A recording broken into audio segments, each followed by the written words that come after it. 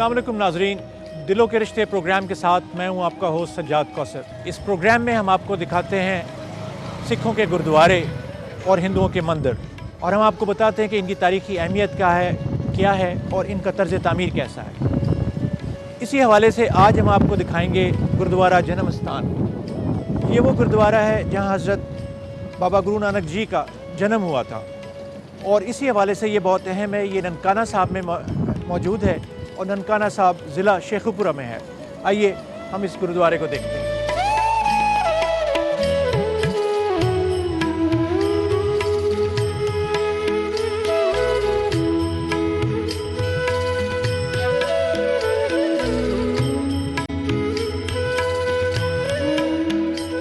मैं इस गुरुद्वारा जन्म स्थान के अंदर दाखिल हो चुका हूँ। आप मेरे दाएं जानब देख रहे हैं कि यहाँ पर ये कुछ मेन एरिया को लैंडस्केप किया गया है, और ये लैंडस्केप रिसेंटली किया गया है। इसके पीछे एक इन है, यानी कि सराय है, जो कि पुराने ज़माने से बनी हुई है, जो कि बरतानिया दौर से उसका ताल्लुक़ है। आप देख रहे हैं कि उसकी जो भी लैंग्वेज या वोकैबलरी है वो उसी दौर से ताल्लुक़ रखती है।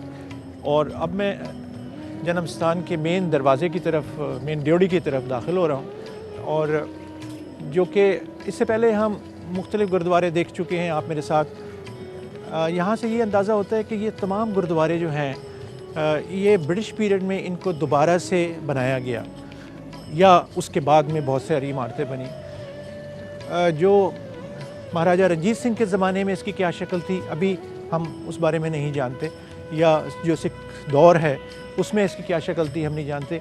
लेकिन ज़्यादातर गुरुद्वारे जो हम देख रहे हैं वो तमाम के तमाम का ताल्लुक़ जो है वो बरतानवी दौर से है। आइए मेरे साथ देखें कि इस इमारत की मेन एलिवेशन, फ़साड या किस नौइयत का है।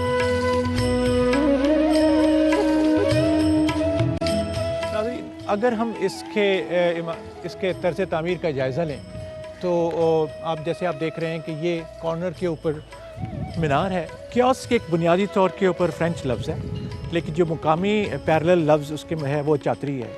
और आप देख रहे हैं कि जो इसके ऊपर चातरी इस्तेमाल हुई हुई है वो ऑक्टागन शेप में, यानी 8 पहलू है। ये चातरियाँ जो हुआ करती थी ये 8 पहलू या 8 पहलू भी हुआ करती थी, 6 भी हैं, 4 भी हैं, मुख्तलिफ़ नौइयत की हैं। इसी तरह से जब हम इस चातरी के ऊपर देखते हैं तो एक गुंबद है, और उसके ऊपर लोटस पेटल्स यानी लोटस के पत्ते बनाए हुए हैं, और उसके ऊपर कलसा या पिनेकल है। तो इस तरह से ये इसकी कॉर्नर की डिटेल है। अमूमन जो हम देख रहे हैं उसमें ओरियल विंडोज़ या झरोके होते हैं, और यहाँ पे भी मुझे वही नज़र आ रहा है कि जो मेन एंट्रेंस है उसमें वही ओरियल विंडोज़ हैं, जो झरोके बाहर निकले हुए हैं।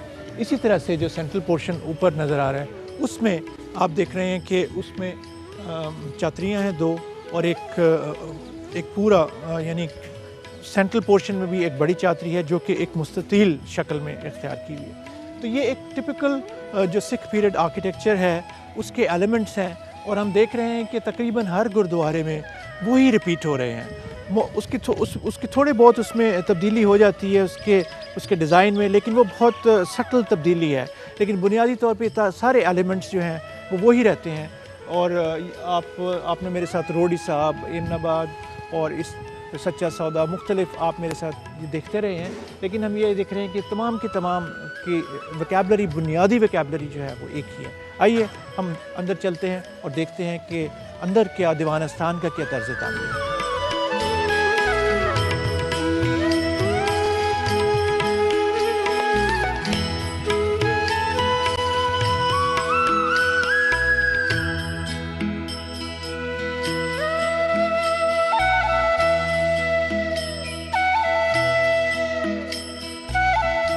अब मैं मेन गुरुद्वारे में दाखिल हो रहा हूँ, और गुरुद्वारे की रिवायत के मुताबिक चौबच्चा साहब में पहले आपको अपने पाँव धोने होते हैं, और इस तरह मैं धोता हुआ पाँव अपने अंदर दाखिल हो रहा हूँ।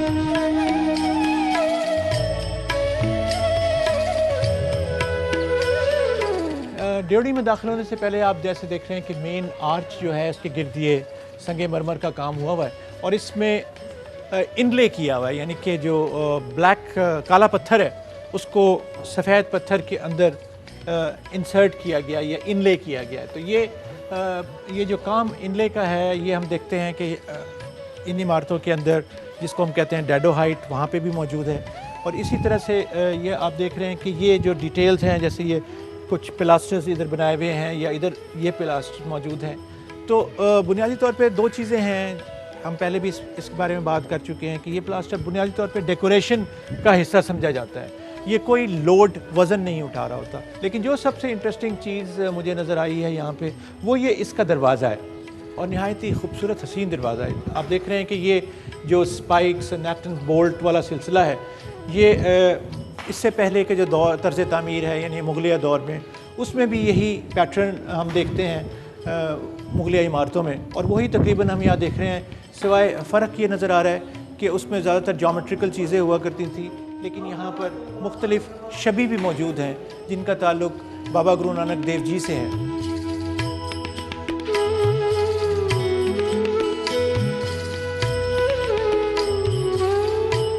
जैसे कि आपको मैंने बताया था कि ये बुनियादी तौर पे ये अंग्रेज़ों के ज़माने में बनाई हुई बिल्डिंग है, तो वही तर्ज़ तामीर है। छत आप देख रहे हैं, उसमें जो फ्लैट आर्च लगाई है उसे हम जैक आर्च कहते हैं।